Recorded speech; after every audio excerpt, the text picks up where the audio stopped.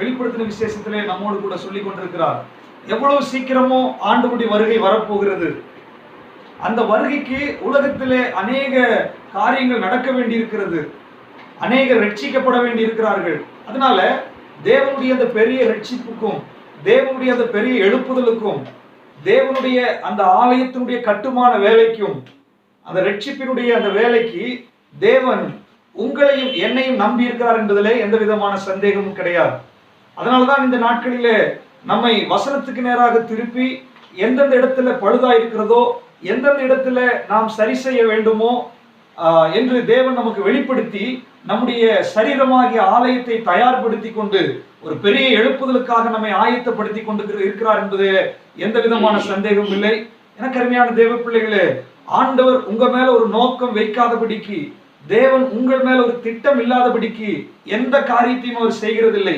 எதுவும் எதேச்சையாக உங்க வாழ்க்கையில சம்பவிக்கவில்லை. வேதம் சொல்லுகிறது, சகலமும் நன்மைக்கு எதுவாக நடக்கிறது என்று அறிந்திருக்கிறீர்கள். அது மாத்திரமல்ல, ரோமர்கள் 8ஆம் அதிகாரத்தில் சொல்லப்பட்டிருக்கிறது, எவர்களை முன்குறித்தாரோ அவர்களை தான் அழைத்திருக்கிறார், எவர்களை அழைத்தாரோ அவர்களை நீதிமான்களாக்கி இருக்கிறார், எவர்களை நீதிமான்கள் ஆக்கினாரோ அவர்களை மகிமைப்படுத்தியும் இருக்கிறார். எனக்கு அருமையானவர்களே, இந்த நாட்களில நம்மை மகிமைப்படுத்துகிறதான நாட்கள். கடந்த நாட்களில் நாம் சிந்தித்தோம், என்னுடைய ஆலயத்தை நான் மகிமைப்படுத்துவேன் என்று சொல்லி இருக்கிறார். இந்த நாட்கள்ல அவருடைய மகிமையால் நம்மை நிரப்பி பயன்படுத்தக்கூடியதான நாட்கள். அதனால நாம் ஆயத்தமாய் இருக்கக்கூடியவர்களாய் இருக்க வேண்டும். எப்படி ஆண்டவர் என்னை தெரிந்தெடுத்திருக்கிறாரா, நான் இந்த திட்டத்தில் இருக்கிறேனா என்று சொல்லி நீங்க கேட்டால், வேதம் சொல்லுகிறது, தாயின் கருவிலே உருவாகிறதுக்கு முன்னமே உன்னை பேர் சொல்லி அழைத்திருக்கிறார். உலக தோற்றத்திற்கு முன்னமே அவர் உன்னை அழைத்திருக்கிறார்.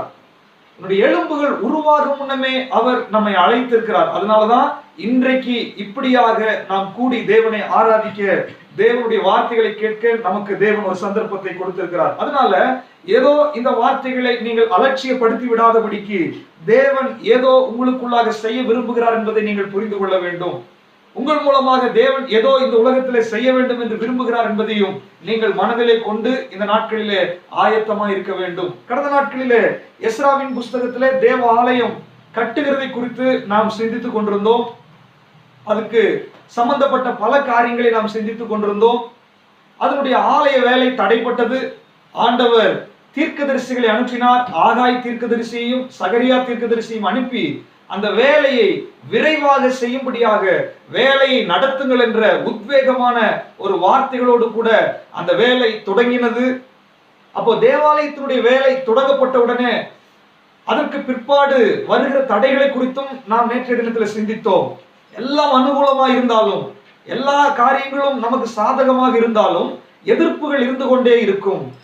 அப்ப எதிர்ப்புகள் எதற்காக தேவன் அனுமதிக்கிறார்? நம்ம ஆகாயின் புஸ்தகத்தில் 2ஆம் அதிகாரத்தில் வாசித்தோம்.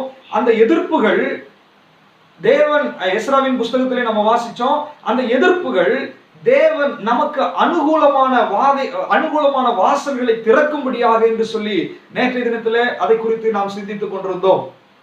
அப்போ நம்முடைய ஆவிக்குரிய வாழ்க்கையில வருகிறதான எல்லா எதிர்ப்புகளும் அதற்கு பின்னே தேவனுடைய ஒரு பெரிய திட்டம் இருக்கிறது. நேற்று தினத்துல நம்ம வாசிச்சோம், எஸ்ராவின் புஸ்தகம் 5ஆம் அதிகாரத்துல அந்த அன்றாட செலவு கொடுக்கப்பட வேண்டும். அது மாத்திரமல்ல, ஆலயம் கட்டுகிறதற்கான சகல பண உதவியும் அந்த அரசாங்கத்திலிருந்து கொடுக்கப்பட வேண்டும் என்று சொல்லி கடைசியில தீர்ப்பானதை குறித்து நாம் வாசித்தோம். அப்போ ஒரு தேவனுடைய பிள்ளை என்னைக்கெல்லாம் ஆவிக்குரிய காரியத்துல சரியாக இருக்கிறோமோ அன்றைக்கு நமக்கான சப்ளை பரலோகத்திலிருந்து வரும் என்பதுல எந்த விதமான சந்தேகமும் கிடையாது.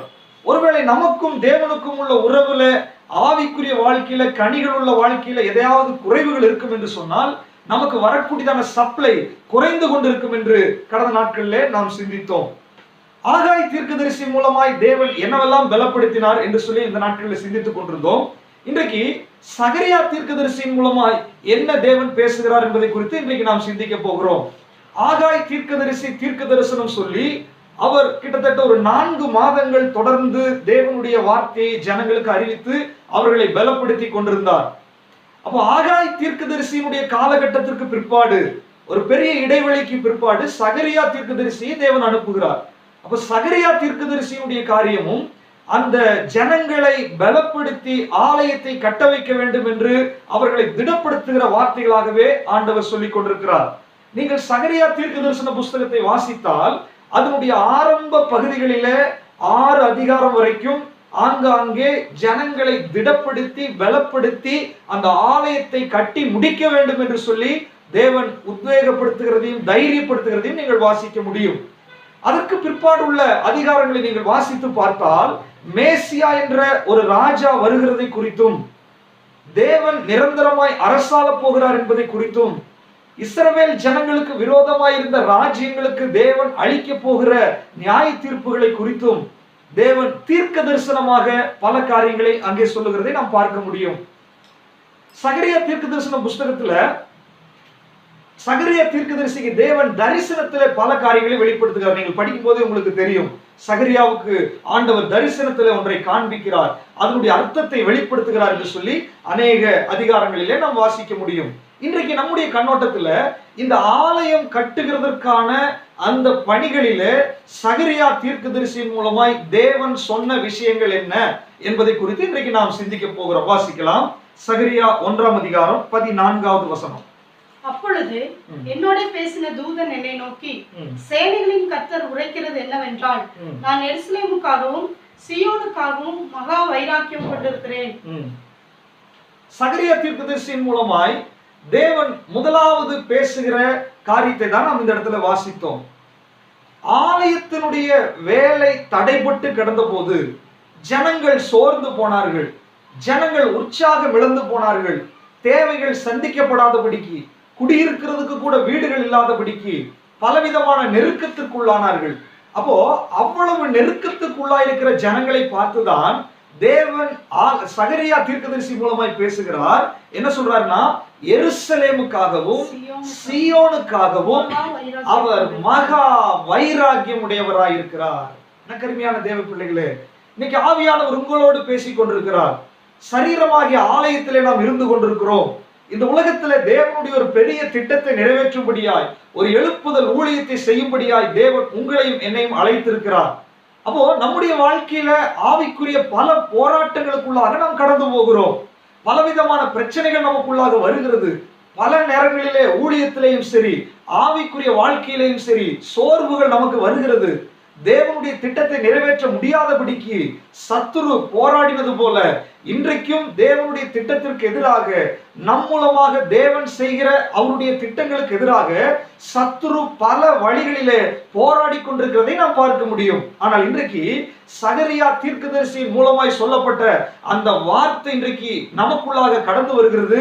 தேவன் மிக தெளிவாய் சொல்லுகிறார், நான் எருசலேமுக்காகவும் சீயோனுக்காகவும் மகா வைராக்கியம் கொண்டிருக்கிறேன் என்பதை ஆண்டவர் மிக தெளிவாய் இன்றைக்கு பேசிக் கொண்டிருக்கிறார். எனக்கு அருமையான தேவ பிள்ளையே, உன்னுடைய வாழ்க்கையை குறித்து, உன்னுடைய ஊழியத்தை குறித்து, அல்லது உன் மூலமாய் செய்யக்கூடிய தேவனுடைய திட்டங்களை குறித்து பல பிரச்சனைகளும் போராட்டங்களும் வரலாம்.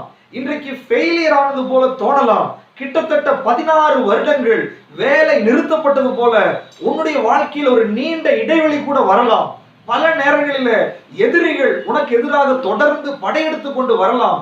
ஆனால் இன்றைக்கு ஆவியானவர் சொல்லுகிறார், உனக்காக வைராக்கியம் கொண்டிருக்கிற ஒரு தேவன் உண்டு என்பதை நீ புரிந்து கொள்ள வேண்டும்.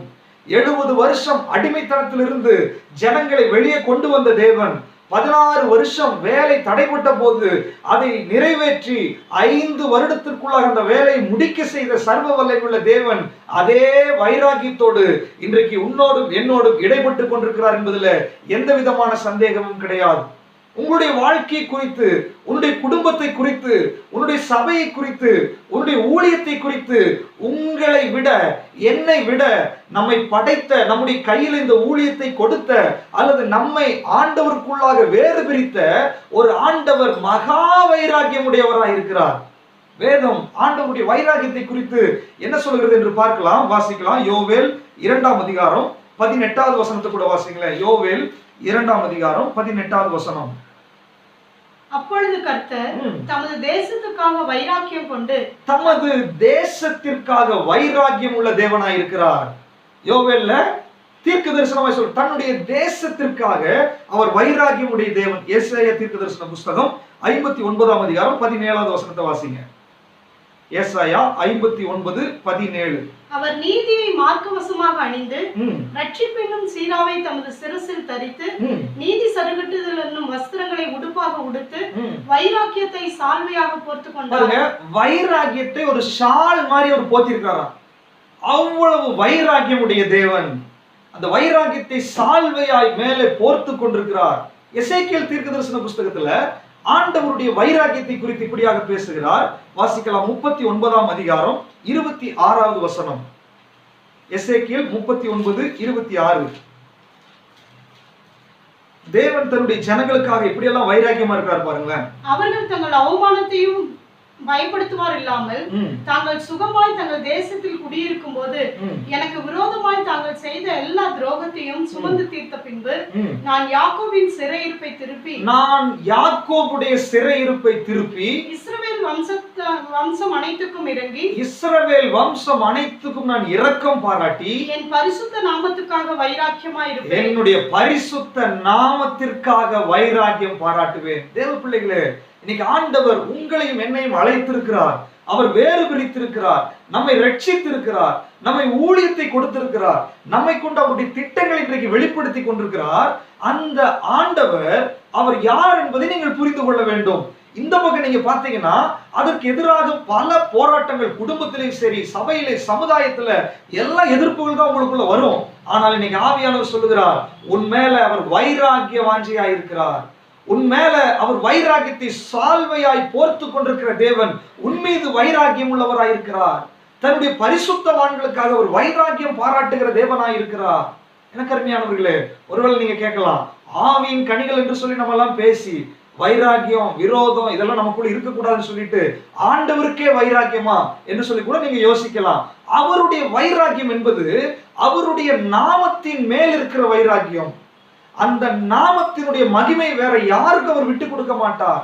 அந்த நாமம் உங்க மேல தரித்திருக்கிறதுனால, அந்த நாமம் உண்மையில இருக்கிறதுனால, அவர் மகிமையின் நம்பிக்கையாய் உனக்குள் இருக்கிறதுனால, அந்த நாமத்திற்காக அவர் வைராக்கியம் உடையவராய் எழும்பி இருக்கிறார். இந்த நாட்களில தேவ பிள்ளை, நீ கவலைப்பட வேண்டிய அவசியம் இல்லை, நீ சோர்ந்து போக வேண்டிய அவசியம் இல்லை.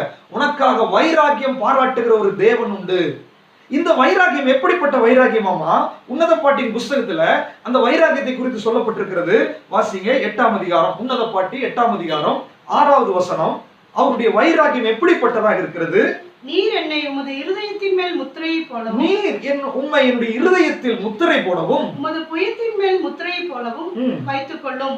நேசம் மரணத்தை போல் வலிது, நேசம் மரணத்தை போல வலிது. நேச வைராக்கியம் பாதாளத்தை போல் கொடிதாய், நேச வைராக்கியம் பாதாளத்தை விட கொடியதாய் இருக்கிறது. அதன் தழல் அக்கினி தழலும், அதன் தழல் அக்கினி தழலும், அதன் ஜுவாலை கடும் ஜுவாலையுமாய் இருக்கிறது. அதன் ஜுவாலை கடும் ஜுவாலையாய் இருக்கிறது. எனக்கு அருமையானவர்களே, ஆண்டவர் உங்க மேலே என் மேலே வைத்திருக்கிற அந்த வைராக்கியம் என்பது அது நேசத்தினுடைய வைராக்கியம். அந்த அன்பினுடைய அந்த வைராக்கியத்தை எது கூட கம்பேர் பண்றாரு தெரியுங்களா? பாதாளத்தை விட கொடிது. பாதாளம் என்றால் என்ன? பாதாளம் தன்னிடத்தில் வருகிற யாவரையும் அது பட்சித்துக் கொள்ளுகிறது. தன்னிடத்தில் வருகிறவர்களை விழுங்கும்படியாய் வாய் திறந்திருக்கிறது. அங்கே அக்கினி அவியாது. பாதாளத்தை விட்டு ஒரு மனுஷனும் தப்ப முடியாது. அது போல உனக்கு எதிராய் வருகிற சத்துருக்கள், உனக்கு விரோதமாய் போராடுகிற சத்துருக்கள், உன் குடும்பத்துக்கு எதிராய், உன்னுடைய ஊழியத்திற்கு எதிராய், உன்னுடைய சபைக்கு எதிராய், உன்னுடைய ஆவிக்குரிய உன் மேல தேவன் வைத்திருக்கிற திட்டங்களுக்கு எதிராய் ஏதாவது காரியங்கள் நடக்கும் போது நேச வைராக்கியத்தில் ஒருத்தர் இறங்கி செயல்படுவார் என்பதுல எந்த விதமான சந்தேகமும் கிடையாது. அதனுடைய தழல் அக்கினி ஜுவாலைகளை போல் இருக்கும். சத்துருவை பட்சிக்கும் என்பதில் எந்த விதமான சந்தேகமும் இல்லை. ஒருவேளை நம்முடைய குறைவுகளினால, ஒருவேளை நம்முடைய பலவீனத்தினால இஸ்ரவேல் ஜனங்களை 70 வருஷம் அடிமைகளாக வைத்தார். 16 வருஷம் கட்டட வேலையை நிறுத்தி வைத்தார். ஆனால் அதற்கு பின்னாடி ஒரு பெரிய நன்மை உண்டாயிருந்தது. ஆனால் அவர் வேலையை தொடங்க வேண்டும் என்று தீர்மானித்தார் என்று சொன்னால் அதற்கு விரோதமாய் எழுப்புகிற எல்லா சக்திகள், எல்லா அந்தகார வல்லமைகள், எந்த போராட்டமா இருந்தாலும் சரி, உன்னுடைய ஆவிக்குரிய வாழ்க்கைக்கு எதிராய், உன்னுடைய குடும்பத்துக்கு எதிராய், உன்னுடைய சபைக்கு எதிராய் எழும்பி நிற்கிற எப்பேற்பட்ட பிரச்சனைகளையும் முறியடிக்கும்படியாய் ஒருத்தர் வைராக்கியமா இறங்கி இருக்கிறார். அவர் மேல இருக்கிற அந்த வைராக்கியம் அது நேசத்தினுடைய வைராக்கியம், உன்மேல பாசத்தினுடைய வைராக்கியம் அது பாதாளத்தை விட கொடிதாக இருக்கிறது. கருமையானவர்களே, அதனாலதான் யோவான் 3:16 சொல்லுகிறது, அவர் தம்முடைய குமாரனை இந்த பூமியில பலியிட்டு இவ்வளவாய் உலகத்தில் அன்பு கூர்ந்தார். அப்படின்னா உங்க மேல அவருக்கு அவ்வளவு அன்பு. அந்த அன்புக்கு ஈடாக வேற எதையுமே செய்ய முடியாது. அதற்கு ஈடாக ஒரு தூதனை கூட அனுப்ப முடியாது. தன்னுடைய சொந்த குமாரனை இந்த பூமியில் அனுப்பி இருக்கிறார்.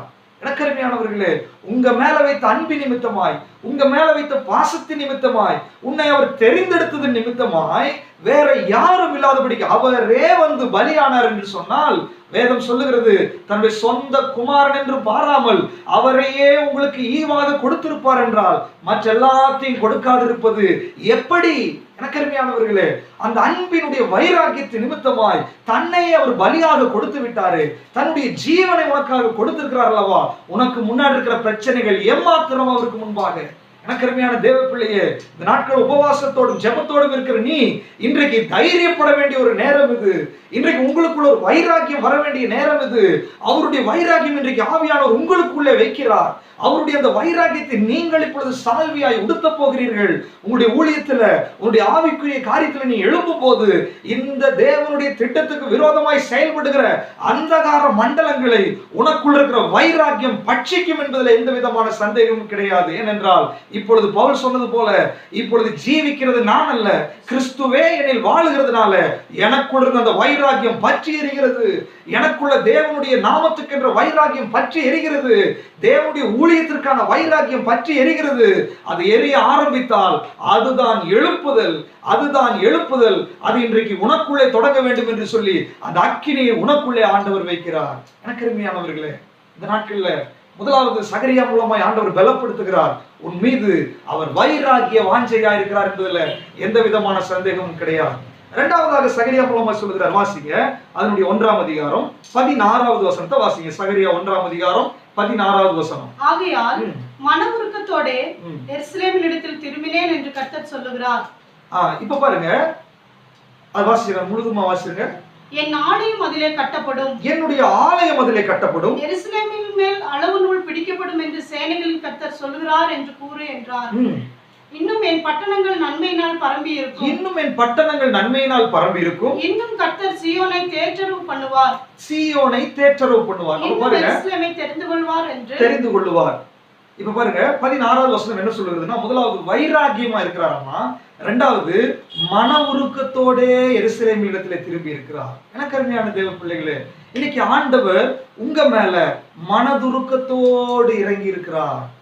அவர் பூமியில வரும்போது பாருங்க, எல்லாரும் சிதறுண்ட ஆடுகளை போல இருந்தாங்க. மெய்ப்பன் இல்லாத ஆடுகளை போல இருந்த உடனே தேவன் ஜனங்களின் மேல மனதுருக்கத்தோடு இருந்தார். அவர் மனதுருக்கத்தோட யாரையெல்லாம் போய் தொட்டாரோ அங்கெல்லாம் விடுதலை, மனதுருக்கத்தோட எங்கெல்லாம் போய் பேசினாரோ அங்க விடுதலை. குஷ்டரோகி சுகமானது, குருடனுக்கு பார்வை கிடைத்தது, முடவன் நடந்தார்கள், ஊமையர்கள் பேசினார்கள், மரித்தவர்கள் எழுந்தார்கள் என்று வேதத்திலே வாசிக்கிறோம்.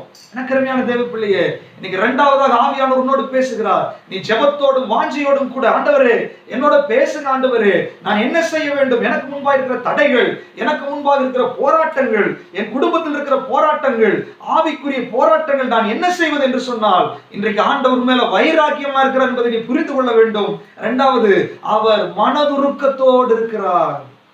இஸ்ரவேல் ஜனங்கள் பாவம் செஞ்ச உடனே கிட்டத்தட்ட 70 வருஷங்கள் அவர்களை சிறைகளாய் அனுப்பிவிட்டார். எதற்கு தெரியுமா? அவர் நீதியுள்ள தேவன், அவர் நீதி செய்கிற தேவன். அவர் ஒரு நாள் அநீதி செய்ய மாட்டார். தகப்பன் தன் நேசிக்கிற புத்திரனை சிட்சிக்கிறது போல நம்ம எல்லாருடைய வாழ்க்கையிலையும் பலவீனத்தின் நிமித்தமாய், நம்முடைய குறைவுகளின் நிமித்தமாய், அவருடைய கட்டளைகளையும் கற்பனைகளையும் நாம் கீழ்ப்படியாதது நிமித்தமாய் ஆங்காங்கே சில சிக்ஷைகள் நம்முடைய வாழ்க்கையில் ஆண்டவர் அனுமதிக்கிறார். அந்த சிக்ஷைகள் வரும்போது என்ன ஆகுது அப்படின்னா, இஸ்ரவேல் ஜனங்களுக்கு ஒரு கேப் வந்தது போல நம்முடைய வாழ்க்கையிலும் ஆசீர்வாதத்தில் ஒரு கேப் வருகிறது. அநேக ஜெபத்திற்கு பதில் வருகிறது இல்லை, ஊழியத்தில் வாசல்கள் திறக்கிறது இல்லை, பினான்சியல்ல பயங்கர ஸ்ட்ரகிளா இருக்கும், பலவிதமான போராட்டங்கள் இருக்கும்.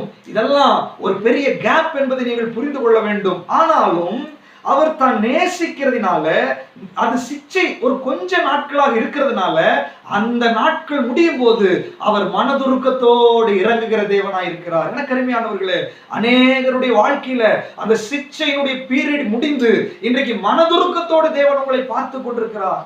தேவன் உங்கள் மேல மனதுருகுகிற தேவனாய் இருக்கிறார். அவர் மனதுருக்கம் உள்ள தேவன். அவர் இரக்கத்தில் ஐஸ்வர்யம் உள்ள தேவன். உன் மேல உங்களுடைய எல்லா பிரச்சனைகளும் கெட்ட குமாரன் மனம் திரும்பி வந்த உடனே அவர் இரக்கம் உள்ளவராய், அந்த தகப்பன் மனதுருக்கம் உள்ளவராய் ஓடி போய் கட்டிப்பிடித்து அவனை அணைத்து கொண்டது போல நீ எத்தனை நாள் ஆண்டவரை விட்டு விலகி இருக்கலாம், வழி தப்பி போயிருக்கலாம், ஜெபிக்காமல் இருந்திருக்கலாம், ஆண்டவருடைய வார்த்தைக்கு கீழ்ப்படியாமல் இருந்திருக்கலாம், தேவ திட்டத்தை விட்டு விலகி போய் நீங்க ஊழியம் செய்திருக்கலாம். இன்னைக்கு ஆண்டவர் சொல்லுகிறார், உன் மேல நான் மனதுருக்கத்தோடு இறங்கி இருக்கிறேன். மனதுருக்கத்தோடு அவர் செயல்பட்டு கொண்டிருக்கிறார். தேவனுடைய மனதுருக்கம் உன் மேல வரும் பொழுது என்ன நடக்கிறதாமா? வாசிங்க சங்கீதம் 86:15 வசனத்தை வாசிங்க. சங்கீதம் 86:15.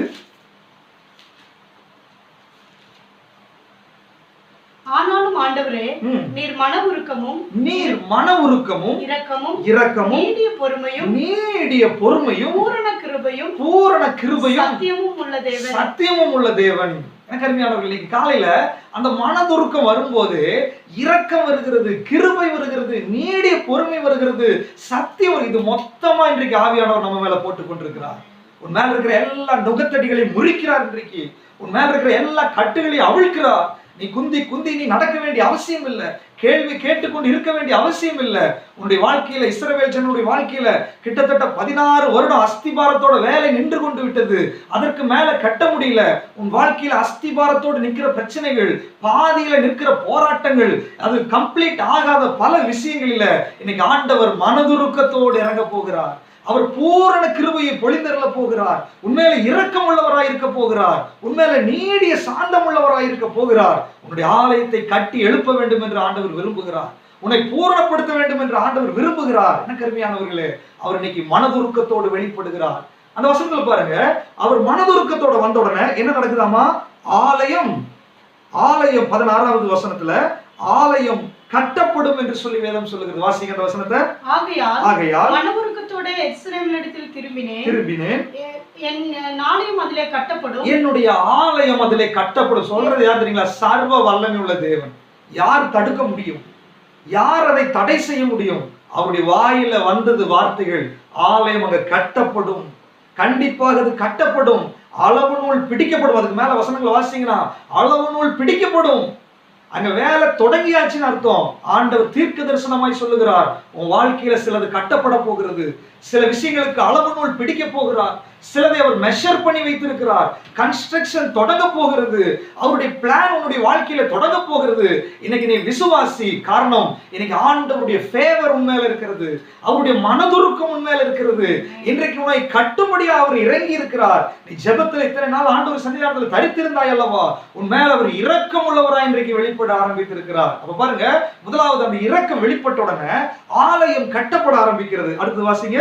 இன்னும் என் பட்டணங்கள் நன்மையினால் பரவி இருக்கும். இன்னும் என்னுடைய பட்டணங்கள் நன்மையினால் பல வருஷங்களாய் அவாந்தரமாய், பல வருஷங்களாய் பாழாய் கிடந்த அந்த பட்டணங்களை இப்ப ஆண்டவர் சொல்லுகிறாரு, இனி என் பட்டணங்கள் நன்மையினால் நிரம்பி இருக்கும் என்று ஆவியானவர் சொல்லுகிறார். நன்மையை பார்த்து ரொம்ப நாள் ஆச்சா? சந்தோஷப்பட்டு ரொம்ப நாள் ஆச்சா? குடும்பத்துல சமாதானம் வந்து ரொம்ப நாள் ஆச்சா? இன்னைக்கு ஆவியானவர் சொல்லுகிறார், அவர் உண்மையில மனதுருக்கத்தோடு திரும்பி இருக்கிறதுனால, உன்னுடைய ஊழியத்தில் அவர் மனதுருக்கத்தோடு இருக்கிறதுனால நன்மையால் ஆண்டவர் நிரப்ப போகிறார். அவர் அருளுகிற நன்மையால் பட்டணங்கள் நிரம்ப போகிறது. அடுத்ததாக வாசிங்க. இன்னும் கர்த்தர் சீயோனை தேற்றரவு பண்ணுவார். இன்னும் கர்த்தர் சீயோனை தேற்றரவு பண்ணுவார். எனக்கு அருமையானவர்களே, ஒரு தாய் தேற்றுகிறது போல தேற்றுகிற தேவன். ஒருவேளை சிட்சிக்கிறார், ஒருவேளை தண்டிக்கிறார். அவர் சத்தியத்தை கடினமாய் நமக்கு முன்பாக கொண்டு வந்து கண்டித்து உணர்த்துகிறார். ஆனால் அவர் நம்முடைய தகப்பன் என்பதை நீங்கள் மறந்து விடாதீர்கள். அவர் நம்முடைய தகப்பன். அவர் ஒரு தாயை போல தேற்றுகிறவர். அவர் இரக்கம் உள்ளவர், அவர் கிருபை உள்ளவர், அவர் அன்புள்ளவர். உன்னுடைய எதிரிகளுக்கு எதிராக அவர் வைராக்கியத்தை சால்வையாய் போத்திருக்கிறார். அவர் பட்சிக்கிற அக்கினியாய் இருக்கிறார். ஆனால் உண்மையில அவர் மனதுருக்கத்தோடு இறங்குகிற தேவனாய் இருக்கிறார். எனக்கு அருமையான தேவ பிள்ளைகளே, எவ்வளவு பெரிய பாக்கியம் பாருங்க. இன்னைக்கே உனக்குள்ள இருக்கிற எல்லா பாரங்கள் வேரோடு கலந்து வருவதாக. உனக்குள்ள இருக்கிற எல்லா அவிசுவாசங்கள் மாறுவதாக. உன்னை பயப்படுத்துகிற சத்துருவின் சகல கட்டுகள் இயேசுவின் நாமத்தில் இன்றைக்கு உடைக்கப்படுவதாக. காரணம், சர்வ வல்லமையுள்ள தேவன் இன்றைக்கு உங்க மேல மனதுருக்கத்தோட, என் மேல அவர் மனதுருக்கத்தோட இறங்கி இருக்கிறார் என்பதை நாம் புரிந்து கொள்ள வேண்டும். கருமையானவர்களே, அவருடைய மனதுருக்கத்தை குறித்து சகரியா இரண்டாவதாக வெளிப்படுத்துகிறார். பாருங்க, தீர்க்க தரிசனம் சொல்ல சொல்ல சொல்ல அவருடைய வார்த்தை ஜனங்களுக்குள்ள போக போக 16 வருஷம் தடைப்பட்ட ஆலயம் 4 வருடங்களுக்குள்ளாக அது திரும்ப கட்டப்பட்டாயிற்று, பிரதிஷ்டை நடந்தது என்று சொல்லி வேதத்துல நம்ம வாசிக்கிறோம். அப்படின்னா பல வருஷங்கள் தடையாக இருந்த பல காரியங்களில சில வருஷத்துல அதை நிவர்த்தியாக்க போகிறார். சில நாட்களுக்குள் அதை நிவர்த்தியாக்க போகிறார். சில வாரங்களுக்குள் அதை நிவர்த்தியாக்க போகிறார். காரணம், என்னுடைய ஆண்டவர் மனதுருக்கத்தோடு இறங்கி இருக்கிறார். ஹல்லேலூயா. கருமையானவர்களே, இன்றைக்கு அதை நீங்கள் விசுவாசிக்க வேண்டும். மூன்றாவதாக சகரியா தீர்க்கதரிசியின் மூலமாக ஆவியானவர் இன்றைக்கு நம்மோடு பேசுகிறார். 2ஆம் அதிகாரம் 5வது வசனத்தை வாசிங்களேன். நான் அதற்கு சுற்றிலும் அக்கினி மதிலாய் இருந்து அதன் நடுவில் மகிமையாக இருப்பேன் என்று கர்த்தர் சொல்லுகிறார். நான் அதற்கு சுற்றிலும் அக்கினி மதிலா இருக்கிறேன் என்று சொல்லி ஆவியானவர் சொல்லுகிறார். எனக்கு அருமையானவர்களே, ஆண்டவர் பார்த்தாரு, என்னுடைய ஜனங்கள் பல வருஷங்களாய் போராட்டம், பல வருஷங்களாய் பிரச்சனை, பல வருஷங்களாய் அவர்கள் சமாதானம் இல்லாமல் நிம்மதி இல்லாமல் இருந்து விட்டார்கள். இப்பொழுது அவர்கள் எனக்கு முன்பாக சீர்பட்டு ஸ்திரப்பட்டு ஜெபத்திலே தரித்திருக்க ஆரம்பித்து விட்டார்கள். இப்ப சொல்றாரு, இனி கற்களால் கட்டப்படுகிற மதில் அல்ல உனக்கு பாதுகாப்பு, இனி நானே அவர்களை சுற்றிலும் அக்கினி மதிலா இருக்கிறேன் என்று சொல்லி ஆவியானவர் சொல்லுகிறார். எனக்கு அருமையான தேவ பிள்ளையே, உனக்கு விரோதமாக, உன்னுடைய குடும்பத்துக்கு விரோதமாக, உன்னுடைய சபைக்கு விரோதமாக, உன்னுடைய ஊழியத்துக்கு விரோதமாக சத்துரு, எபேசியர் நிருபம் 6ஆம் அதிகாரத்துல வாசிக்கிறோம், அக்கினி அஸ்திரங்களை அவன் எய்கிறான். அவன் அஸ்திரங்களை எய்யும் போது அது அக்கினியா இருக்கிறது. அது நம்முடைய வீடுகளிலே, சபைகளிலே, தனிப்பட்ட வாழ்க்கையில் அது பற்றி எரியும்படியாக, நம்முடைய சமாதானத்தை கெடுக்கும்படியாக, நம்முடைய ஆசீர்வாதங்களை தீக்கிரையாக்கும்படியாக நமக்கு எதிராக அவன் போராடி கொண்டிருக்கிறான். ஆனா இன்னைக்கு ஆண்டவர் சொல்லுகிறார், அவன் அக்கினி அஸ்திரங்களை எய்யட்டும், இப்பொழுது நான் உனக்கு அக்கினி மதிலா இருக்க போகிறேன் என்று ஆவியானவர் சொல்லுகிறார். எனக்கு அருமையானவர்களே, சாத்ராக் மேஷாக் ஆபேத்நேகோ பாருங்க, அவர்கள் 7 மடங்கு பயங்கரமாய் எரிகிற ஒரு அக்கினி சூளைக்குள்ளாக அவர்களை போட்டார்கள். இந்த தீயை யார் போட்டது? எதிரி, அந்த ராஜா, அந்த நாட்டு ஜனங்கள் பல மடங்கு தீயை எரிய வைத்தார்கள். ஆனால் அக்கினி ஜுவாலைகளுக்கு ஒத்த கண்களை உடைய தேவன், அக்கினி மயமான நாவுகளுடைய தேவன், அவர் அந்த தீச்சுளைக்குள்ள இறங்கி வந்த உடனே அவருடைய அக்கினி இந்த 7 மடங்கு அக்கினியை செயலிழந்து போக பண்ணிவிட்டு. எனக்கு அருமையானவர்களே, சத்துரு அக்கினி அஸ்திரங்களை எய்யட்டும் உங்க மேல. செய்வினைகள், மாந்திரியங்கள், ஏவல்கள், வசியங்கள் மனிதர்கள் மூலமாய் எப்படி வேணாலும் உங்களுக்கு எதிராக வரட்டும், நோ ப்ராப்ளம், வரட்டும், அதை வெல்கம் பண்ணுங்க. ஆனால் உன்னை சுற்றி அக்கினி மதிலா இருக்கிறார் என்பதை நீ புரிந்து கொள்ள வேண்டும். எனக்கு அருமையானவர்களே, இந்த அக்கினி மதில் என்ன பண்ண தெரியுமா? அந்த அக்கினி அஸ்திரங்களை அவித்து போடுகிறது. இந்த அக்கினி மதில் அந்த அக்கினி ஜுவாலைகளை ஒன்றுமில்லாமல் பண்ணுகிறது. எனக்கு அருமையானவர்களே, உன்னை சுற்றியும் என்னை சுற்றியும் ஆண்டவர் அக்கினி மதிலா இருக்கிறார். நீ சமாதானமாய் படுத்து தூங்கு, சமாதானமாய் நீ போ. உனக்கு முன்னாடி இருக்கிற வெண்கல கதவுகளை உடைத்து இருப்பு தாழ்பால்களை நொறுக்கி கொண்டு அவருடைய பிரசன்னம் உனக்கு முன்பாய் கடந்து போய் கொண்டிருக்கிறது. இஸ்ரவேல் ஜனங்களை சுற்றிலும் அவர் மேக ஸ்தம்பத்திலும் அக்கினி ஸ்தம்பத்திலும் அவர் கடந்து போனது போல உனக்கு முன்பாக அவர் அக்கினியாய் கடந்து போய் கொண்டிருக்கிறார். உனக்கு எதிராய் உருவாக்கப்படுகிற எந்த ஆயுதமும் வாய்க்காதே போகும். பலங்கொண்டு திடமனதாயிரு என்று ஆவியானவர் சொல்லுகிறார். எனக்கு அருமையானவர்களே, அக்கினி மதிலாய் அவருக்கு நமக்கு முன்பாக அவர் இருக்க போகிறார். அந்த அக்கினி பாருங்க, ஏசாயா 43 3வது வசனத்துல வாசிங்களா. ஏசாயா 43 2வது வசனம், நீ தண்ணீர்களை கடக்கும்போது நான் உன்னோடு இருக்கிறேன். நீ ஆறுகளை கடக்கும்போது அவைகள் உண்மையில் புரளுவதில்லை. நீ ஆறுகளை கடக்கும்போது அது உண்மையில் புரளாது. நீ அக்கினியில் நடக்கும்போது வேகாது. நீ அக்கினியில் நடக்கும்போது நீ வேக மாட்டாய். அக்கினி ஜுவாலை உன் பேரில் அக்கினி ஜுவாலை உன் பேரில் அது பற்றாது. காரணம், உன் பேரில் நீ அழைக்கப்படவில்லை, அவருடைய நாமத்தில் நீ அழைக்கப்பட்டிருக்கிறாய். அவருடைய நாமத்திற்கு அவர் மகா வைராக்கியம் உள்ளவராயிருக்கிறார். அவருடைய நாமம் உனக்கு தரிக்கப்பட்டிருக்கிறதுனால, அவர் உன்னை தெரிந்தெடுத்திருக்கிறதுனால, அவர் உன் மேல மனதுருக்கத்தோடு இருக்கிறதுனால, அவர் உன்னை ரட்சித்திருக்கிறதுனால, பரிசுத்த ஆவியானவர் என்ற முத்திரையை உன் மேல வைத்திருக்கிறதுனால அக்கினி மதிலாய் உனக்கு சுத்தி நின்று கொண்டிருக்கிறார். அக்கினி ஜுவாலை உன் மேல பற்றாது. அருமையான சகோதரனே, அருமையான சகோதரி, எதை குறித்து நீ கலங்கி கொண்டிருக்கிறாய்? எதை குறித்து நீ பயந்து கொண்டிருக்கிறாய்? நீ பயப்பட வேண்டிய ஒரு அவசியமும் கிடையாது. மகா வைராக்கியமாய் அக்கினி மதிலாய் ஒரு தேவன் உன்னோடு கூட இருக்கிறார். எந்த அக்கினி உன் பேரிலே பற்றாது. அக்கினி ஜுவாலை உன்னை தொட முடியாது. எனக்கு அருமையானவர்களே, சிம்சோனுடைய சரீரத்துல பாருங்க, அந்த இந்த சாத்ராக் மேஷாக் ஆபேத்நேகோவுடைய அந்த சரீரத்துல அந்த நெருப்பினுடைய ஒரு வாசம் போல அவங்க சரீரத்துல வரவில்லை. அவர்களுடைய முடி கருகவில்லை. எனக்கு அருமையானவர்களே, உனக்கு எதிராய் வருகிற சத்துருவினுடைய சகல போராட்டங்களுக்கு வழியாய் நீ கடந்து போவாய். மரண இருளின் பள்ளத்தாக்கு வழியில நீ போவாய். பிரச்சனைகளுக்குள்ள நீ போவாய். பாடுகளுக்குள்ள நீ போவாய். ஆனால் அக்கினி மதிலாய் தேவன் இருக்கிறதுனால அந்த மனம் கூட உன் ட்ரெஸ்ல வராது. அதனுடைய மனம் கூட உன்னுடைய முடியில வராது. உன்னுடைய முடி கூட கருகாது. எனக்கு அருமையானவர்களே, காரணம் அவர் உங்களோடு கூட இருக்கிறார். அவர் அக்கினி மதிலாய் இருக்கிறார். நான்காவதாக சகரியா தீர்க்கதரிசியின் மூலமாய் ஆண்டவர் என்ன பேசுகிறார்? வாசிங்க, 2ஆம் அதிகாரம் 10வது வசனம். சகரியா 2ஆம் அதிகாரம் 10வது வசனம். சீயோன் குமாரத்தியே, சீயோன் குமாரத்தியே, கெம்பீரித்து பாடு, கெம்பீரித்து பாடு. இதோ நான் வந்து உன் நடுவில் வாசம் பண்ணுவேன். இதோ நான் வந்து உன் நடுவிலே வாசம் பண்ணுவேன். பாருங்க, ஜனங்கள் அடிமைகளாய், ஜனங்கள் தண்டனைக்கு சிறைகளாய் போயிருந்தாங்க. திரும்ப வந்த உடனே அவர்களை சீர்படுத்தி, ஸ்திரப்படுத்தி, பலப்படுத்தி இப்பொழுது தீர்க்கதரிசி மூலமாய் பேசிட்டே இருக்கிறாரு. நான் வந்து உன்னுடைய நடுவிலே வாசம் பண்ணுவேன். எனக்கு அருமையானவர்களே, ஆண்டவர் இனி உங்க குடும்பத்தின் நடுவிலே வாசம் பண்ண போகிறார். ஆண்டவர் உன்னுடைய சபையின் நடுவிலே வாசம் பண்ண போகிறார்.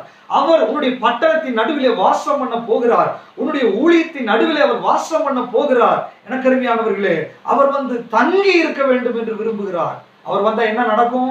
வாசிக்கலாம். யோவான் எழுதின சுவிசேஷம் 20ஆம் அதிகாரம் 26வது வசனத்தை வாசிக்கலாம். யோவான் எழுதின சுவிசேஷம் 20ஆம் அதிகாரம் 26வது வசனம். மறுபடியும் 8 நாளைக்கு பின்பு அவருடைய சீஷர்கள் வீட்டுக்குள்ளே இருந்தார்கள். தோமாவும் அவர்களுடனே கூட இருந்தான். கதவுகள் பூட்டப்பட்டிருந்தது. அப்பொழுது இயேசு வந்து நடுவே நின்று உங்களுக்கு சமாதானம் என்றார். எனக்கு அருமையான தேவ பிள்ளையே, கதவுகள் பூட்டப்பட்டிருக்கும் போது இயேசு வந்து நடுவே நின்றார் என்று வேதத்திலே சொல்லப்பட்டிருக்கிறது. இன்றைக்கு ஆலயத்தினுடைய கதவுகள் பூட்டப்பட்டிருக்கிறது. சபையில போய் என்னால ஜெபிக்க முடியல, ஒன்னும் ஆராதிக்க முடியல என்று சொல்லி நீ கலங்கி கொண்டிருக்கிறாயோ, போராடி கொண்டிருக்கிறாயோ, இன்னைக்கு ஆண்டவர் சொல்லுகிறார், பூட்டப்பட்டிருக்கிற சூழ்நிலையில தான் ஆண்டவர் உன் நடுவிலே வர முடியும். எனக்கு அருமையானவர்களே, இன்னைக்கு உன்னுடைய நடுவிலே வந்து தங்குகிறேன் என்று சொல்லுகிறார். அப்ப தேவன் நம்முடைய நடுவிலே வந்தா என்ன நடக்குது? அவர் வந்த உடனே சொல்லுகிறார், உங்களுக்கு சமாதானம். அப்ப தேவன் உன் நடுவிலே எழுந்தருளினால் சமாதானம் வெளிப்பட தொடங்கிவிடும். கணவன் மனைவி கடையில பிரச்சனையா? இன்னைக்கு உன் நடுவிலே தேவன் எழுந்தருள போகிறார். உன் குடும்பத்துல பிரச்சனையா? தேவன் எழுந்தருள போகிறார். உன்னுடைய நடுவிலே வந்து தங்க போகிறார். உன் சபையில குழப்பமா? தேவன் வந்து தங்க போகிறார். உன்னுடைய எந்தெந்த எல்லைகளில் சமாதான கேடு இருக்கிறதோ இன்னைக்கு ஆண்டவர் அந்த இடத்துல நடுவிலே வந்து சமாதானத்தை பிரசங்கிக்க போகிறார். சமாதானத்தை கொடுக்க போகிறார். எனக்கு அருமையானவர்களே, சமாதானம் இல்லாதபடிக்கு, சந்தோஷம் இல்லாதபடிக்கு பல நாட்கள் நீ அலைந்து தெரிந்து போராடி கொண்டிருந்தாயோ, இன்னைக்கு நான் உன் நடுவிலே வந்து உனக்கு சமாதானத்தை கொடுக்கிறேன் என்று ஆவியானவர் சொல்லுகிறார். இனி நீ போராட வேண்டிய அவசியம் இல்லை. இனி நீ துக்கத்தோடு இருக்க வேண்டிய அவசியம் இல்லை. உனக்குள்ளே சமாதானத்தை கொடுக்கும்படியாய் தேவன் உன் நடுவிலே வருகிறார். இரண்டாவதாக வாசிங்க, செப்பனியாவின் புஸ்தகம் 3ஆம் அதிகாரம் 15வது வசனத்துல அவர் நம்முடைய நடுவிலே வரும்போது என்ன சம்பவிக்கும் என்பதை, முதலாவது அவர் நம்ம நடுவிலே வரும் பொழுது சமாதானத்தை கொடுக்கிறார். இரண்டாவது அவர் நம்முடைய நடுவிலே வருகிறார். வாசிங்க 15வது வசனம். கர்த்தர் உன் ஆக்கினைகளை அகற்றி உன் சத்துருக்களை விலக்கினார். இஸ்ரவேலின் ராஜாவாகிய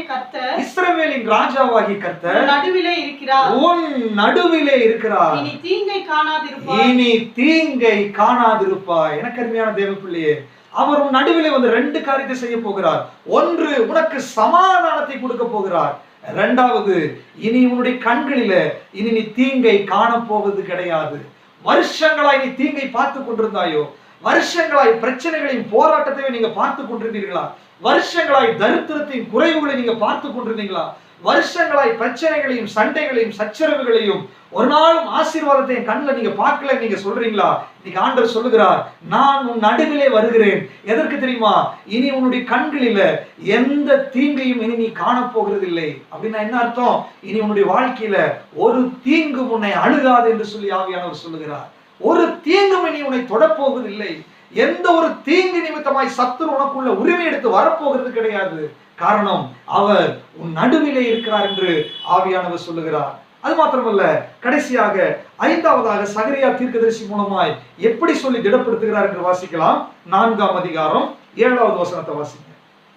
பெரிய பர்வதமே, பெரிய பர்வதமே, நீ எம்மாத்திரம், நீ எம்மாத்திரம். செருபாபேலுக்கு முன்பாக நீ சமபூமி, செருபாபேலுக்கு முன்பாக நீ சமபூமி ஆவாய். தலைக்கல்லை அவன் கொண்டு வருவான், அதற்கு கிருபை உண்டாவதாக, கிருபை உண்டாவதாக என்று ஆர்ப்பரிப்பார்கள் என்றார். பாருங்க, அடுத்ததாக சொல்லுகிறாரு, பெரிய பர்வதமே நீ எம்மாத்திரம்.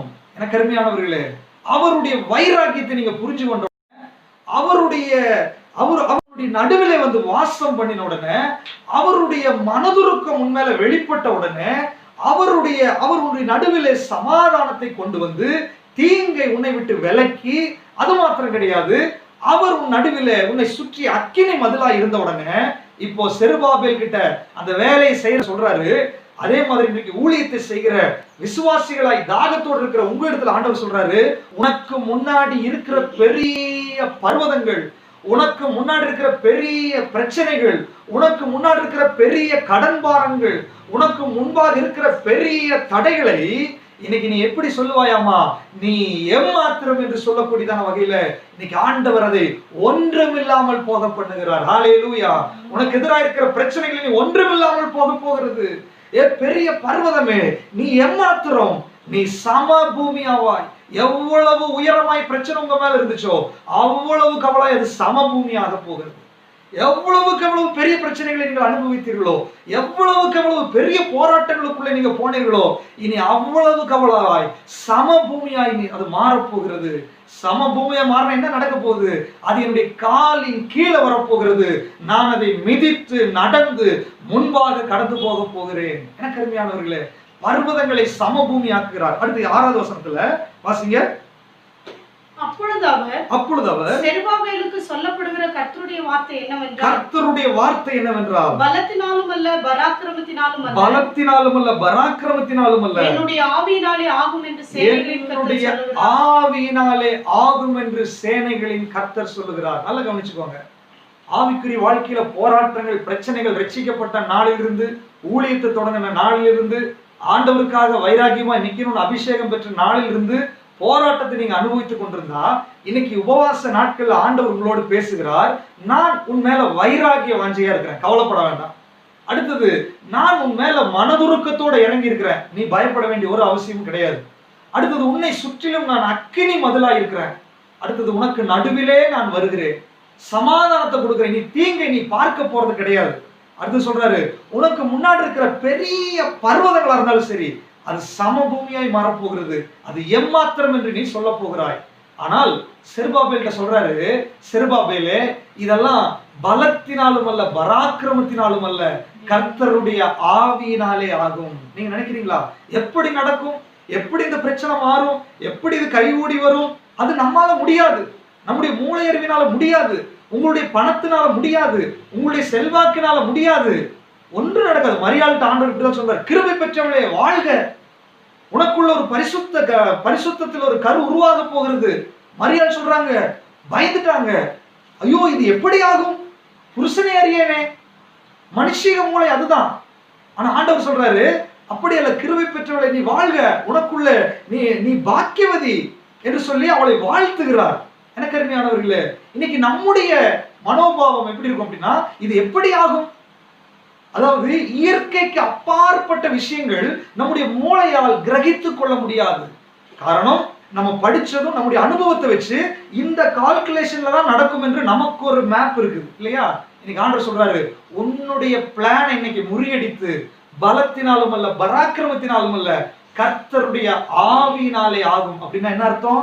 சூப்பர் நேச்சுரலாய் உன் வாழ்க்கையில் ஆண்டவர் செயல்பட போகிறார். எனக்கு அருமையான தேவ பிள்ளையே, உன்னுடைய தனிப்பட்ட வாழ்க்கையில சூப்பர் நேச்சுரல் பவர் நீங்க அனுபவிக்க போறீங்க. உங்க குடும்பத்துல சூப்பர் நேச்சுரல் நீங்க அனுபவிக்க போறீங்க. உங்களுடைய சபையில சூப்பர் நேச்சுரல் அனுபவிக்க போறீங்க. உங்க மினிஸ்ட்ரியில சூப்பர் நேச்சுரல் வெளிப்பட போகிறது.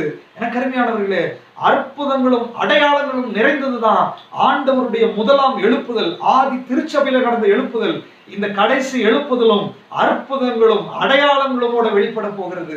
ஒவ்வொருத்தரும் அற்புதங்களை அடையாளங்களை பார்க்க போறீங்க. இயற்கைக்கு அப்பாற்பட்ட காரியங்கள் நடக்க போகிறது. உன்னுடைய சாதாரண ஜபத்திலேயே பெரிய காரியங்கள் நடக்க போகிறது. ஆண்டவர் உன்னை கொண்டு செய்ய போகிறார். செருபாபேலே, அது பலத்தினாலும் அல்ல பராக்கிரமத்தினாலும் கிடையாது, அது கர்த்தருடைய ஆவியினாலே ஆகும் என்று ஆவியானவர் சொல்லுகிறார். இதெல்லாம் ஆவியானவரால் அதை நடத்த போகிறார். இரண்டாவதாக 9வது வசனத்தை வாசிங்களேன். செருபாபேலின் கைகள் இந்த ஆலயத்திற்கு அஸ்திபாரம் போட்டது. செருபாபேலுடைய கை இந்த ஆலயத்துக்கு அஸ்திபாரம் போடுச்சு. அவன் கைகளே இதை முடித்து தீர்க்கும். இப்போ சொல்றார், அவன் கைகளே இதை முடித்து தீர்க்கும். அருமையானவர்கள், போதும் பாருங்க, உன்னுடைய கையில நீ தொடங்கின வேலையை, உன்னுடைய கையில நீ தொடங்கின அந்த ப்ராஜெக்டை, உன்னுடைய கையில நீ தொடங்கின அந்த ஊழியத்தை உன் கைகளே முடிக்க போகிறது. ஹல்லேலூயா. எனக்கு அருமையானவர்களே, பாதியில உன்னை தடுத்து நிறுத்த எந்த சக்தியாலும் முடியாது. எனக்கு அருமையானவர்களே, உன்னுடைய வேலையை தடுத்து நிறுத்த எந்த சக்தியாலும் முடியாது. காரணம், சர்வ வல்லமையுள்ள தேவன் உன் நடுவில் இருக்கிறார். அவர் அக்கினி மதிலாய் இருக்கிறார். நீ தொடங்கினால் அது முடிந்திருக்கும் என்று ஆவியானவர் சொல்லுகிறார். எனக்கு அருமையானவர்களே, பலதும் தொடங்கப்பட்டு பாதியில நிற்கிறதா? பலதும் ப்ராஜெக்டுகள் பாதியில நிற்கிறதா? எனக்கு அருமையானவர்களே, உனக்குள்ளே அவர் தொடங்கினதை அவர் முடிவு வரையும் நிறுத்துவதற்கு சர்வ வல்லமை உள்ளவராய் இருக்கிறார். அது எப்படி நடக்கும்? பலத்தினாலும் அல்ல பராக்கிரமத்தினாலும் அல்ல, அது கர்த்தருடைய ஆவியினாலே அது நடக்கும். அடுத்ததாக பாருங்க, 10வது வசனத்தை வாசிங்க. அற்பமான ஆரம்பத்தின் நாளை யார் அசட்டை பண்ணலாம்? அற்பமான ஆரம்பத்தின் நாளை யார் அசட்டை பண்ணலாம்? பூமி எங்கும் சுற்றி பார்க்கிறவர்களாகிய கர்த்தருடைய 7 கண்களும் செருபாபேலின் கையில் இருக்கிற தூக்கு நூலை சந்தோஷமாய் பார்க்கிறது என்றார். அற்பமான ஆரம்பத்தின் நாளை யார் அசட்டை பண்ணலாம்? இன்னைக்கு அது அற்பமா இருக்கும். இன்னைக்கு நீ செய்கிறது அற்பமா இருக்கும். இன்னைக்கு உங்களுடைய ஊழியம் அற்பமா இருக்கும். இன்னைக்கு நீ செய்கிற எந்த விஷயமானாலும் அது அற்பமா இருக்கும், அற்பமாய் பார்க்கப்படும். ஆனால் ஆண்டவர் சொல்கிறாரு, அற்பமான ஆரம்பத்தின் நாளை அசட்டை யார் பண்ணலாம்? காரணம், பூமி எங்கும் உலாவிக் கொண்டிருக்கிற கர்த்தருடைய 7 கண்களும் இந்த செருபாபேல் செய்கிற கர்த்தருடைய வேலையின் மேல் கண்ணோக்கமாய் இருக்கிறது. எனக்கு அருமையானவர்களே, இன்னைக்கு ஆவியானவர் சொல்லுகிறார், பூமி எங்கும் உலாவுகிற அவருடைய 7 கண்கள் உன்னுடைய ஊழியத்தின் மேல் இருக்கிறது என்பதை நீ மறந்து விடக்கூடாது. உன்னுடைய சபையின் மேல் இருக்கிறது என்பதை நீ மறந்து விடக்கூடாது. உன்னுடைய குடும்பத்தின் மேல் இருக்கிறது என்பதை நீ மறந்து விடக்கூடாது. எல்லாவற்றுக்கும் மேலாக இஸ்ரவேலை காக்கிறவர் உறங்குறதும் இல்லை, தூங்குவதும் இல்லை. நீ தூங்கும் போதும் உறங்கும் போதும் எழுந்திருக்கும் போதும் அவருடைய 7 கண்களும் உண்மையில நோக்கமாயிருக்கிறது என்பதை ஆவியானவர் மிக திட்டமும் தெளிவுமாய் சொல்லுகிறார். அப்புறம் எங்க நமக்கு வன்கண்கள், பொறாமைகள், எரிச்சல்கள் அதெல்லாம் உன்னை தொட முடியாது. எனக்கு அருமையானவர்களே, அவருடைய 7 கண்களும் உன்னை நோக்கி கொண்டிருக்கிறது. அவர் அக்கினி மதிலாய் உனக்குள்ள இருக்கிறார். அவர் உண்மையில வைராகிய வாஞ்சையாய் இருக்கிறார். அது நேச வைராகியமாய் வெளிப்படுத்தி கொண்டிருக்கிறார். அவர் உன் நடுவிலே வாசம் பண்ணி கொண்டிருக்கிறார். உனக்கு சமாதானத்தை கொடுக்கிறார். உனக்கு தீங்கை உன்னை விட்டு எடுக்க போகிறார். எனக்கு அருமையானவர்களே, மிகுந்த மனதுருக்கத்தோடு இன்னைக்கு ஆவியானவர்களோடு இடைப்பட்டு கொண்டிருக்கிறார். சோர்ந்து போக வேண்டாம். எதை குறிச்சு சோர்ந்து போறீங்க? எதை குறிச்சு கேள்வி கேட்டுக் கொண்டிருக்கிறீங்க? எதை குறிச்சு கலங்கி கொண்டிருக்கிறீங்க? இன்னைக்கு சகரியா தீர்க்கதரிசியின் மூலமாய் ஆண்டவர் உன்னை தட்டி எழுப்புகிறார். செருபாபேலே, நீ திடன்கொள். உனக்கு முன்பாக இருக்கிற பெரிய பர்வதங்கள் சமபூமியாய் மாறப்போகிறது. நீ உன் கை எதை தொடங்குச்சோ உன் கையே அதை முடிக்க போகிறது. எனக்கு அருமையானவர்களே, அவர் உங்க மேல நோக்கமாய் இருக்கிறார். எல்லாரும் கண்களை மூடலாமா? ஆவியானவர் இன்னைக்கு அன்றைக்கு அவர்களை திடப்படுத்தி அவர்களை பலப்படுத்தி 16 வருஷம் தடைப்பட்ட அந்த ஆலயத்தினுடைய வேலை, இந்த வார்த்தைகள் உள்ள போன உடனே சில வருஷங்கள் 4 to 5 வருடத்திற்குள்ளாகவே ஆலயம் கட்டி முடிக்கப்பட்டது என்பது வேதம் சொல்லுச்சு. அப்படின்னு சொன்னா, பல வருஷங்கள் தடைபட்டிருக்கிறவனுடைய வாழ்க்கையினுடைய நோக்கங்களும் திட்டங்களும் சில நாட்களுக்குள், சில வருடங்களுக்குள், சில வாரங்களுக்குள் அதை நிவர்த்தியாக்குகிறேன் என்று ஆவியானவர் சொல்லுகிறார், அது பலத்தினாலும் அல்ல பராக்கிரமத்தினாலும் கிடையாது, அது ஒரு சூப்பர் நேச்சுரல் பவர் வெளிப்பட போகிறது. அது பரிசுத்த ஆவியினுடைய வல்லமையால் அது வெளிப்பட போகிறது. அது இன்றைக்கு உனக்குள்ளே தொடங்கிவிட்டது. எத்தனை பேர் விசுவாசிக்கிறீங்க? கேட்டுக்கொண்டிருக்கிற இடத்துல நின்று கொண்டு இப்பொழுது எல்லாரும் கண்களை மூடி ஒரு சின்ன விசுவாசம் உங்களுக்குள் உண்டாகட்டும். நான் விசுவாசிக்கிற ஆண்டவரே, நான் விசுவாசிக்கிற ஆண்டவரே, உங்க வார்த்தை ஆவியாயும் ஜீவனாயும் உள்ளதற்காயும் உங்க நன்றி ஆண்டவர் என்று சொல்லி எல்லாரும் கண்களை மூடி ஆண்டவரை நோக்கி பார்க்கலாமா? ஹல்லேலூயா. ஆண்டவரே உமக்கு நன்றி, நன்றி ஆண்டவரே. 100க்கு 100 உம்மையே நான் நம்பியுள்ளேன், அற்புதங்கள் செய்திடுங்க, அதிசயம் செய்திடுங்க. 100க்கு 100 உம்மையே நான் நம்பியுள்ளேன், அற்புதங்கள் செய்திடுங்க, அதிசயம் நடத்திடுங்க. ஜனங்களின் முன்பாக தலை குனிந்து போகாமல் உதவி செய்திடுங்க, உயர்த்தி வச்சிடுங்க. மனிதர்கள் முன்பாக தலை குனிந்து போகாமல் உதவி செய்திடுங்க, உயர்த்தி வச்சிடுங்க. உம்மைத்தான் நான் நம்பியிருக்கேன், அற்புதங்கள் எனக்கு செய்யுங்கப்பா. உம்மைத்தான் நான் நம்பியிருக்கேன், அற்புதங்கள் எனக்கு செய்யுங்கப்பா. என் நம்பிக்கையே உமக்கு ஸ்தோத்திரம், என் புகழிடமே உமக்கு ஸ்தோத்திரம். என் நம்பிக்கையே உமக்கு ஸ்தோத்திரம், என் புகழிடமே உமக்கு ஸ்தோத்திரம். ஆராய்ந்து முடியாத அதிசயங்கள் செய்பவரே, அற்புதங்கள் செய்திடுங்க, அதிசயம் நடத்திடுங்க. ஆராய்ந்து முடியாத அதிசயங்கள் செய்பவரே, அற்புதம் செய்திடுங்க, அதிசயம் நடத்திடுங்க. இரட்டிப்பான நன்மைகளை தருவேன் என்று சொன்னவரே, இன்றைக்கே செய்திடுங்க, இப்போதே செய்திடுங்க. இரட்டிப்பான நன்மைகளை தருவேன் என்று சொன்னவரே, இன்றைக்கே செய்திடுங்க, இப்போதே. உம்மைத்தான் நான் நம்பியிருக்கேன், அற்புதங்கள் எனக்கு செய்யுங்கப்பா.